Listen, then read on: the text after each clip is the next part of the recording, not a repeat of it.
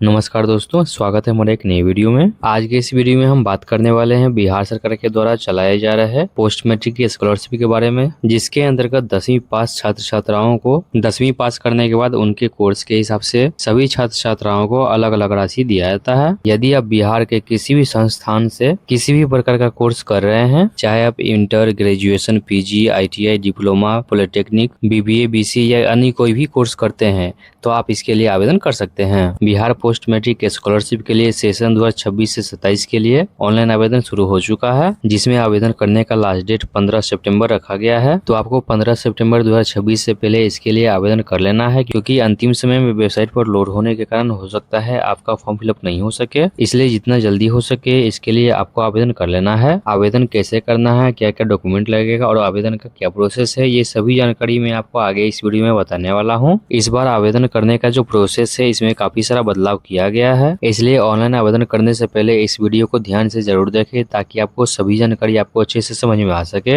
आवेदन करने के लिए इसका जो डायरेक्ट लिंक है वो मैंने आपको इस वीडियो के डिस्क्रिप्शन में दे दिया है, जिसमें EBC और BC कैटेगरी के अलग वेबसाइट दिया गया है और SC और ST कैटेगरी के लिए अलग वेबसाइट दिया गया है। तो आपको अपने कैटेगरी के अनुसार इस पोर्टल पर आ जाना है। साथ ही आपको बता दें कि पोस्ट मैट्रिक स्कॉलरशिप के लिए ऑनलाइन आवेदन करने से पहले आपको NSP के पोर्टल पर रजिस्ट्रेशन करना होगा और उसी रजिस्ट्रेशन नंबर से पोस्ट मैट्रिक का जो फॉर्म है वो आपको फिलअप करना है। तो NSP पर रजिस्ट्रेशन करने के लिए सबसे पहले आपको अपने मोबाइल में प्ले स्टोर से NSP OTR का एप्लीकेशन डाउनलोड कर लेना है। जैसा कि अभी आप देख पा रहे हैं, हमने अपने मोबाइल में NSP OTR का जो एप्लीकेशन है वो इंस्टॉल करके रखा हुआ है। तो इसी प्रकार से आपको भी अपने मोबाइल में NSP OTR का जो एप्लीकेशन है वो डाउनलोड कर लेना है। इसके साथ ही एक एप्लीकेशन आपको और डाउनलोड करना है, जिसका नाम आधार फेस RD है। तो यहाँ से आपको आधार फेस RD सर्च कर लेना है। तो यहाँ पे देखेंगे सबसे ऊपर में ही आधार फेस RD का ऑप्शन देखने को मिलता है, तो इस पे क्लिक कर देना है। तो यहाँ पर अभी आप देख पा रहे हैं कि आधार फेस RD का जो एप्लीकेशन है वो मेरे मोबाइल में पहले से इंस्टॉल है। तो यदि आपके मोबाइल में इंस्टॉल नहीं होगा तो यहाँ पे आपको इंस्टॉल करने का ऑप्शन देखने को मिलता है, तो वहाँ पे क्लिक करके इस एप्लीकेशन को अपने मोबाइल में इंस्टॉल कर लेना है। इसके बाद अपने मोबाइल में NSP का जो एप्लीकेशन है वो आपको यहाँ से ओपन कर लेना है। ओपन करने के बाद यहाँ पर आपको एक ऑप्शन देखने को मिल जाता है रजिस्टर का, तो यहाँ से आपको रजिस्टर के ऑप्शन पे क्लिक करना है। इसके बाद नीचे आना है, नीचे आकर के यहाँ पे आपको कंसर्न देना है, इसके बाद नेक्स्ट कर देना है। अब यहाँ पर सबसे पहले आपका मोबाइल नंबर मांगा जाता है, तो स्टूडेंट का जो एक्टिव मोबाइल नंबर है वो मोबाइल नंबर आपको यहाँ पर फिल करना है। मोबाइल नंबर फिल करने के बाद यहाँ से आपको सेंड OTP के ऑप्शन पे क्लिक करना है। OTP सेंड करने के बाद आपके मोबाइल नंबर पर एक OTP भी आता है, उस OTP को आपको यहाँ पर फिल कर देना है। तो अभी हमने OTP फिल कर दिया है। अब यहाँ पर क्या करना है कि यहाँ पर कैप्चा मांगा जाता है, तो इस कैप्चा को आपको इस प्रकार से फिल कर देना है। कैप्चा फिल करने के बाद यहाँ से आपको वेरीफाई के ऑप्शन पे क्लिक कर देना है। इसके बाद यहाँ पर eKYC करने के लिए बुलाया जाता है, जिसके लिए यहाँ पर आपको क्या करना है कि आधार नंबर मांगा जाता है। तो यहाँ पर स्टूडेंट का जो आधार नंबर है वो आधार नंबर यहाँ पर फिल कर देना है। आधार नंबर फिल करने के बाद यहाँ से आपको नेक्स्ट के ऑप्शन पे क्लिक कर देना है। नेक्स्ट करने के बाद यहाँ पे आपको कंसर्न मांगा जाता है, तो यहाँ से आपको आई एग्री के ऑप्शन पे क्लिक कर देना है। इसके बाद आपका जो एप्लीकेशन है वो आपको इस प्रकार से रनिंग होते देखने को मिल जाएगा।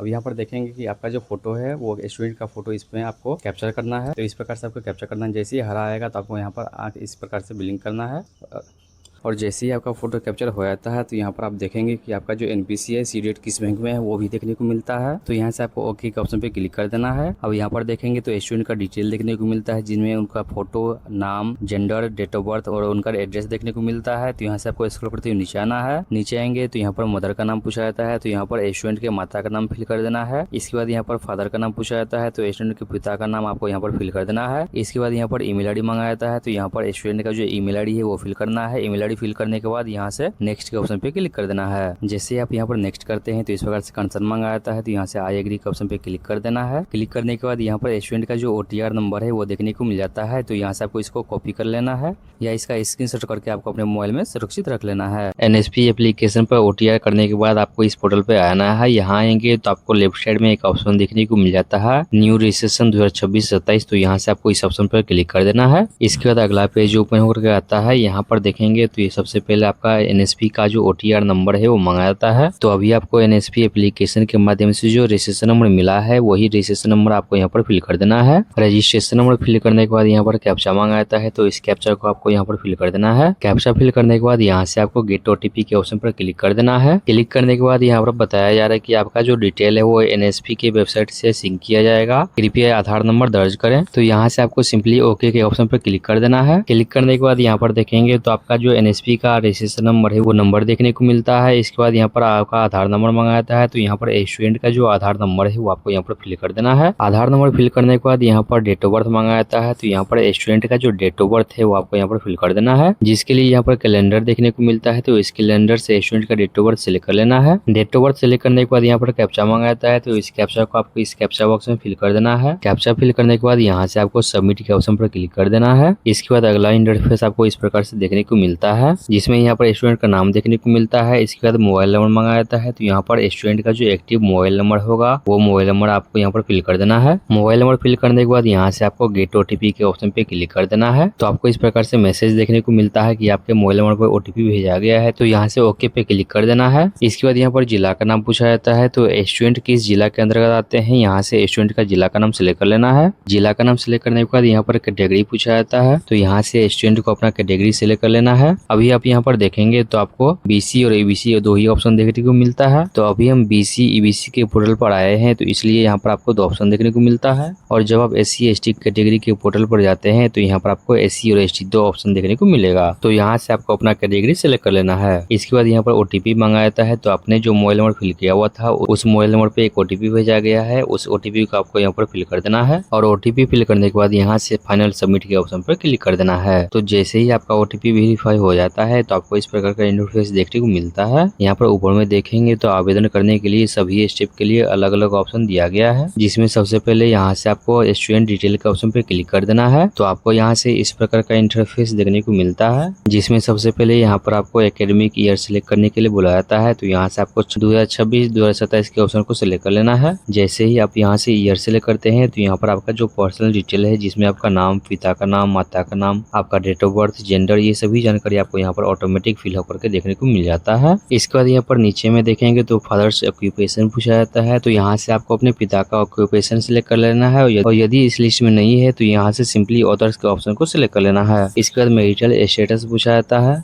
कि आप मैरिड हैं या अनमैरिड हैं, तो यहाँ से सिंपली आपको अनमैरिड के ऑप्शन को सिलेक्ट कर लेना है। इसके बाद यहाँ पर रिलीजन पूछा जाता है कि आप किस धर्म से आते हैं, तो यहाँ से आपका जो भी धर्म है वो आपको यहाँ से सिलेक्ट कर लेना है। इसके बाद जब आप स्क्रॉल करते हुए नीचे आते हैं तो यहाँ पर आपका मोबाइल नंबर पहले से ही फिलअप रहता है। इसके बाद यहाँ पर ईमेल आईडी मांगा जाता है, तो स्टूडेंट का जो ईमेल आईडी है वो आपको यहाँ पर फिल कर देना है। इसके बाद यहाँ पर देखेंगे तो आपके राज्य का नाम पहले से ही सिलेक्ट रहता है। इसके बाद आपका जिला का नाम पूछा जाता है, जो आपका पहले से सिलेक्ट रहता है, तो इसको आपको ऐसे ही रहने देना है। इसके बाद यहाँ पर होम ब्लॉक पूछा जाता है, तो यहाँ पर आपका घर किस ब्लॉक के अंतर्गत आता है, यहाँ से आपको अपने ब्लॉक का नाम सिलेक्ट कर लेना है। ब्लॉक का नाम सिलेक्ट करने के बाद यहाँ पर कॉरेस्पॉन्डेंस एड्रेस मांगा जाता है, तो यहाँ पर आपको अपना आवासीय पता फिल कर देना है, जिसमें अपने गांव का नाम, पोस्ट ऑफिस का नाम, थाना का नाम, ये सभी जानकारी आपको यहाँ पर फिल कर देना है। इसके बाद यहाँ पर पिन कोड मांगा जाता है, तो आपके एरिया का जो पिन कोड होगा वो पिन कोड आपको यहाँ पर फिल कर देना है। इसके बाद यहाँ पर आपका परमानेंट एड्रेस मांगा जाता है, तो यदि आपका दोनों एड्रेस अलग अलग है तो यहाँ पर आपको अपना परमानेंट एड्रेस फिल कर देना है। और यदि आपका दोनों ही एड्रेस सेम है तो यहाँ से आपको सेम एज अबव के ऑप्शन को टिक कर देना है। एड्रेस फिल करने के बाद यहाँ से आपको अपडेट के ऑप्शन पे क्लिक कर देना है, तो आपका जो डिटेल है वो सेव हो जाता है। इसके बाद दोबारा से आपके सामने होम पेज ओपन होकर आ जाता है। अब यहाँ पर आपको ऊपर में अपलोड फोटो का ऑप्शन देखने को मिलता है, तो यहाँ से अपलोड फोटो के ऑप्शन पे क्लिक कर देना है। क्लिक करने के बाद इस प्रकार का इंटरफेस देखने को मिलता है। अब यहाँ से आपको स्टूडेंट का पासपोर्ट साइज फोटो अपलोड करना है, जिसके लिए आपको लेफ्ट साइड में चूज फाइल का ऑप्शन देखने को मिल जाता है। तो यहाँ पर क्लिक करके स्टूडेंट का जो पासपोर्ट साइज फोटो है वो आपको सिलेक्ट कर लेना है। फोटो सिलेक्ट करने के बाद यहाँ पर आपको सबमिट का ऑप्शन देखने को मिलता है, तो आपको सबमिट के ऑप्शन पे क्लिक कर देना है। सबमिट करने के बाद इस प्रकार से फोटो अपलोडेड सक्सेसफुली का मैसेज देखने को मिल जाता है। और स्टूडेंट का जो फोटो है आपको राइट साइड में देखने को मिलता है। फोटो अपलोड होने के बाद ऊपर में आपको upload income and caste certificate का ऑप्शन देखने को मिल जाता है, तो आपको इस ऑप्शन पे क्लिक कर देना है। तो आपके सामने अगला इंटरफेस ओपन होकर के आता है। अब यहाँ पर सबसे पहले एकेडमिक ईयर सिलेक्ट करने के लिए बुलाया जाता है, तो यहाँ से आपको एकेडमिक ईयर में 2026-2027 के ऑप्शन को सिलेक्ट कर लेना है। इसके बाद यहाँ पर देखेंगे तो यहाँ पर स्टूडेंट का इनकम सर्टिफिकेट का डिटेल मंगाया जाता है, जो कि स्टूडेंट के नाम से 1 अप्रैल 2026 के बाद का बना हुआ होना चाहिए। अब यहाँ पर आई प्रमाण पत्र का नंबर मंगाया जाता है, तो स्टूडेंट का जो आई प्रमाण पत्र होगा उस आई प्रमाण पत्र के नंबर का जो PICCO/2026 आपका पहले से सिलेक्ट रहता है, उसके बाद का जो नंबर है वो नंबर आपको यहाँ पर फिल कर देना है। इसके बाद यहाँ पर सर्टिफिकेट अपलोड करने के लिए बुलाया जाता है, तो यहाँ से चूज फाइल पे क्लिक करके स्टूडेंट का जो इनकम सर्टिफिकेट होगा वो आपको यहाँ पर PDF के फाइल में अपलोड कर देना है। इसके बाद यहाँ पर इशू डेट मांगा जाता है, तो जब आप यहाँ पर क्लिक करते हैं तो यहाँ पर आपको कैलेंडर देखने को मिलता है, तो इस कैलेंडर से स्टूडेंट का जो आई प्रमाण पत्र है वो किस डेट में बना हुआ है उस डेट को आपको यहाँ से सिलेक्ट कर लेना है। इसके बाद यहाँ पर एनुअल इनकम मांगाता है, तो स्टूडेंट के आय प्रमाण पत्र पर जो टोटल इनकम है वो आपको यहाँ पर फिल कर देना है। इसके बाद यहाँ से save and upload income details के ऑप्शन पर क्लिक कर देना है। इसके बाद स्क्रॉल करते हुए नीचे आना है। अब यहाँ पर स्टूडेंट के जाति प्रमाण पत्र का डिटेल मांगाता है,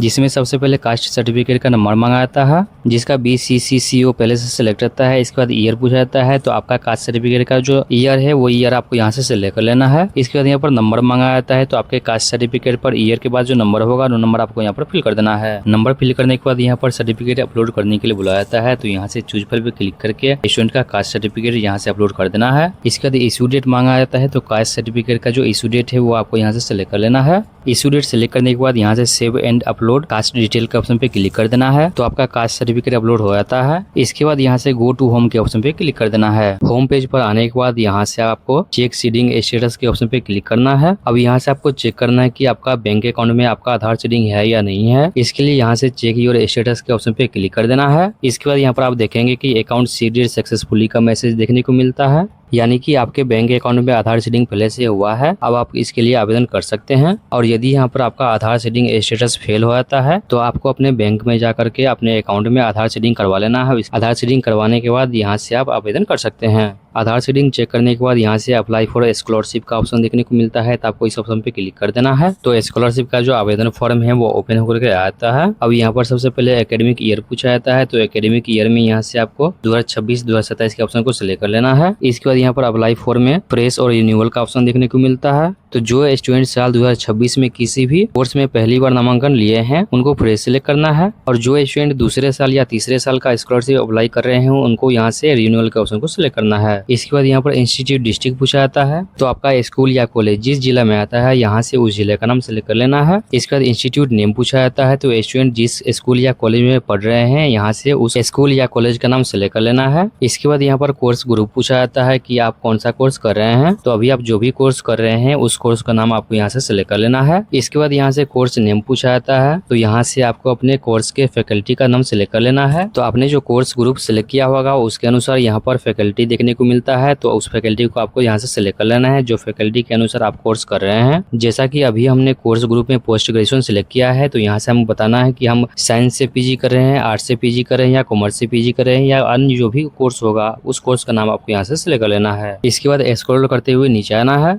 नीचे आने के बाद यहाँ पर सबसे पहले कोर्स का सेशन पूछा जाता है, तो आप जो कोर्स कर रहे हैं उस कोर्स में आपने जिस साल में एडमिशन लिया है वो ईयर आपको यहाँ पर फिल करना है। इसके बाद यहाँ पर आपका जो कोर्स है वो कोर्स किस साल में कंप्लीट होगा उस साल को आपको यहाँ पर फिल कर देना है। इसके बाद एडमिशन डेट पूछा जाता है, तो आपने इस कोर्स में पहली बार या फर्स्ट ईयर या फर्स्ट सेमेस्टर में जो एडमिशन लिया है वो किस डेट में एडमिशन लिया है वो डेट आपको यहाँ से सिलेक्ट कर लेना है। इसके बाद यहाँ पर स्टूडेंट एडमिशन नंबर या रजिस्ट्रेशन नंबर मंगाता है, तो जिन स्टूडेंट के पास एडमिशन नंबर या रजिस्ट्रेशन नंबर है उनको यहाँ पर अपना नंबर फिल करना है, और यदि आपके पास इन दोनों में से कोई नंबर नहीं है तो सिंपली आपको अपना रोल नंबर यहाँ पर फिल कर देना है। इसके बाद यहाँ पर इनरोलमेंट नंबर या रोल नंबर मंगाता है, तो यदि आपके पास इनरोलमेंट नंबर है तो फिल करना है, नहीं तो आपका जो क्लास रोल नंबर है वही आपको यहाँ पर फिल कर देना है। इसके बाद यहाँ पर 2026-27 के एकेडमिक ईयर का एडमिशन डेट पूछा जाता है, तो जो स्टूडेंट साल 2026 में किसी भी कोर्स में फर्स्ट ईयर में या फर्स्ट सेमेस्टर में एडमिशन लिए हैं उनको फर्स्ट सेमेस्टर या फर्स्ट ईयर का एडमिशन डेट फिल करना है, और जो स्टूडेंट सेकेंड ईयर या थर्ड ईयर का स्कॉलरशिप अप्लाई कर रहे हैं उनको अपने थर्ड ईयर या सेकेंड ईयर का एडमिशन डेट फिल करना है। इसके बाद सेक्शन पूछा जाता है, तो ये ऑप्शनल है, आप देना चाहते हैं तो देंगे, नहीं तो इसको आपको ऐसे ही खाली छोड़ देना है।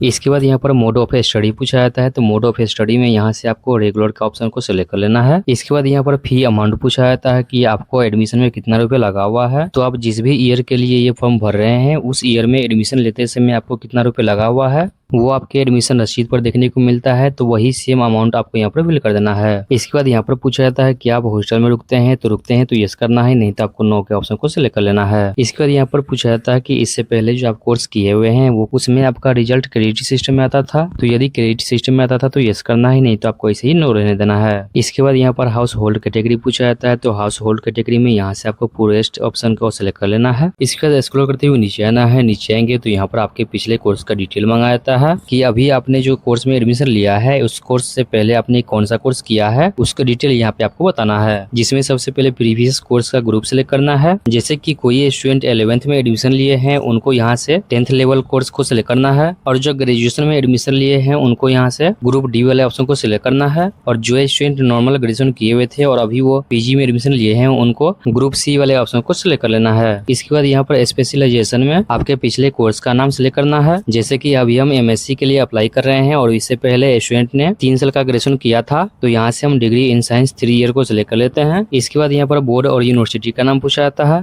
तो यदि आप ग्रेजुएशन किए हुए हैं तो आप किस यूनिवर्सिटी से ग्रेजुएशन किए हैं उस यूनिवर्सिटी का नाम आपको यहाँ पर फिल कर देना है। और यदि आपने 10वीं या इंटर पास किया है तो यहाँ पर आपको अपने बोर्ड का नाम फिल कर देना है। इसके बाद यहाँ पर आपके पिछले कोर्स का जो सेशन है वो पूछा जाता है, तो आपने पिछले सेशन में जिस साल में एडमिशन लिया था वो ईयर आपको यहाँ पर फिल कर देना है। इसके बाद यहाँ पर आपने जिस साल में वो कोर्स कंप्लीट कर लिया है वो ईयर आपको यहाँ पर फिल कर देना है। इसके बाद यहाँ पर पूछा जाता है कि आपका पिछला कोर्स कंप्लीट हो चुका है, तो यहाँ से आपको येस के ऑप्शन को सिलेक्ट कर लेना है। इसके बाद यहाँ पर परसेंटेज पूछा जाता है कि आपने जो कोर्स कंप्लीट किया है उसमें आपको कितना परसेंट नंबर आया हुआ है, वो परसेंटेज आपको यहाँ पर फिल कर देना है। इसके बाद यहाँ पर कंसर्न पूछा जाता है, तो यहाँ से आपको तीनों ऑप्शन को एक एक करके टिक कर देना है। क्लिक करने के बाद यहाँ से आपको प्रीव्यू के ऑप्शन पे क्लिक कर देना है। प्रीव्यू पर क्लिक करने के बाद आपने जो भी डिटेल फिल किया हुआ है उन सभी डिटेल का फाइनल प्रीव्यू देखने को मिलता है। तो यहाँ से आपको सभी डिटेल को अच्छे से मिला लेना है और स्क्रॉल करते हुए नीचे आना है, और यदि इसमें कोई भी मिस्टेक लगता है तो यहाँ से आपको एडिट पे क्लिक करके इसको सुधार कर लेना है। और यदि सभी डिटेल सही है तो यहाँ से आपको नेक्स्ट का ऑप्शन देखने को मिलता है, तो आपको नेक्स्ट के ऑप्शन पे क्लिक कर देना है। नेक्स्ट करने के बाद यहाँ पर डिक्लेरेशन मंगाया जाता है, तो यहाँ से आपको सभी ऑप्शन में इस प्रकार से एक एक करके टिक कर देना है। सभी ऑप्शन को टिक करने के बाद यहाँ पर आपको एक ऑप्शन देखने को मिल जाता है जनरेट ओटीपी का, तो यहाँ से आपको जनरेट ओटीपी के ऑप्शन पे क्लिक कर देना है। तो इस प्रकार से आपके मोबाइल नंबर पर एक ओटीपी हो जाता है, यहाँ से आपको ओके के ऑप्शन पे क्लिक कर देना है। इसके बाद आपके मोबाइल नंबर पर जो ओटीपी गया है उस ओटीपी को आपको यहाँ पर फिल कर देना है। ओटीपी फिल करने के बाद यहाँ से वेरीफाई ओटीपी के ऑप्शन पे क्लिक कर देना है, तो आपका जो ओटीपी है वो इस प्रकार से वेरीफाई हो जाता है। इसके बाद यहाँ से नेक्स्ट के ऑप्शन पे क्लिक कर देना है। इसके बाद यहाँ पर डॉक्यूमेंट अपलोड करने के लिए बोला जाता है, जिसमें सबसे पहले आपके 10वीं का सर्टिफिकेट अपलोड करने के लिए बोला जाता है। तो यहाँ से चूज फाइल पे क्लिक करके आपको अपने 10वीं का जो मार्कशीट है वो अपलोड कर देना है। इसके बाद यहाँ पर सर्टिफिकेट नंबर मांगा जाता है, तो यहाँ पर 10वीं का मार्कशीट का नंबर फिल कर देना है। इसके बाद इशू डेट मांगा जाता है, तो यहाँ पर क्लिक करके आपके 10वीं का मार्कशीट का जो इशू डेट है वो आपको यहाँ से सेलेक्ट कर लेना है। इसके बाद नीचे आएंगे तो यहाँ पर आपके लास्ट एग्जाम का जो मार्कशीट है वो अपलोड करने के लिए बुलाया जाता है। तो यहाँ पर आपको ध्यान देना कि अभी आप जिस कोर्स के लिए अप्लाई कर रहे हैं और इससे पहले जो आप कोर्स कंप्लीट किए हैं यहाँ पर उस कोर्स का मार्कशीट अपलोड कर देना है। इसके बाद यहाँ पर सर्टिफिकेट नंबर मांगा जाता है, तो यहाँ पर भी आपको अपने मार्कशीट का जो नंबर है वो फिल कर देना है। इसके बाद इशू डेट मांगा जाता है, तो यहाँ पर आपके मार्कशीट का जो इशू डेट है वो सिलेक्ट कर लेना है। इसके बाद यहाँ पर बोनाफाइड सर्टिफिकेट अपलोड करने के लिए बुलाया जाता है, तो यहाँ से आपको चूज फाइल पे क्लिक करके आपका जो बोनाफाइड सर्टिफिकेट है वो अपलोड कर देना है। इसके बाद यहाँ पर सर्टिफिकेट नंबर मांगा जाता है, तो आपके बोनाफाइड सर्टिफिकेट का जो सीरियल नंबर होगा वो आपको यहाँ पर फिल कर देना है। इसके बाद इशू डेट मांगा जाता है, तो आपका बोनाफाइड किस डेट में बना है उस डेट को आपको यहाँ से सिलेक्ट कर लेना है। बोनाफाइड सर्टिफिकेट अपलोड करने के बाद यहाँ पर फिर रिसिप्ट अपलोड करने के लिए बुलाया जाता है, तो अपने साल 2026 से 27 में जिस भी ईयर में एडमिशन लिया है यहाँ पर आपको उस ईयर का एडमिशन स्लिप अपलोड कर देना है। इसके बाद यहाँ पर रिसिप्ट नंबर मांगा जाता है, तो आपके एडमिशन स्लिप का जो रिसिप्ट नंबर होगा वो आपको यहाँ पर फिल कर देना है। इसका डेट मांगा जाता है, तो यहाँ पर आपको अपने एडमिशन का डेट सिलेक्ट कर लेना है। इसके बाद यहाँ पर लास्ट में देखेंगे तो एक डॉक्यूमेंट मांगा जाता है fee fixed by state government for government institute का, तो यहाँ पे आपको क्या करना है कि यहाँ पर आपको कुछ भी अपलोड नहीं करना है। ये उन्हीं स्टूडेंट के लिए है जो दूसरे राज्य से हैं और बिहार में आकर के पढ़ाई कर रहे हैं, उनको अपलोड करना है। इस प्रकार से सभी डॉक्यूमेंट अपलोड करने के बाद यहाँ पर आपको एक ऑप्शन देखने को मिल जाता है फाइनल सबमिट का, तो यहाँ से आपको फाइनल सबमिट के ऑप्शन पे क्लिक कर देना है। फाइनल सबमिट करने के बाद आपका जो एप्लीकेशन है वो फाइनलाइज हो जाता है और यहाँ पर आपको इस प्रकार से सक्सेस का मैसेज देखने को मिलता है, तो यहाँ से आपको सिंपली ओके के ऑप्शन पे क्लिक कर देना है। इसके बाद एप्लीकेशन फाइनलाइज होने का जो रिसिप्ट है वो आपको इस प्रकार से देखने को मिल जाता है। इसका नीचे आना है, नीचे आकर के यहाँ से आपको प्रिंट पे क्लिक करके इसका प्रिंट आउट निकाल लेना है। इसके बाद यहीं से आपको गो टू होम के ऑप्शन पे क्लिक करना है। होम पेज पे आने के बाद आपको स्क्रॉल करते हुए नीचे आना है। नीचे आएंगे तो यहीं पर आपको एक ऑप्शन देखने को मिल जाता है click here to view scholarship application, तो यहाँ से आपको इस ऑप्शन पे क्लिक कर देना है।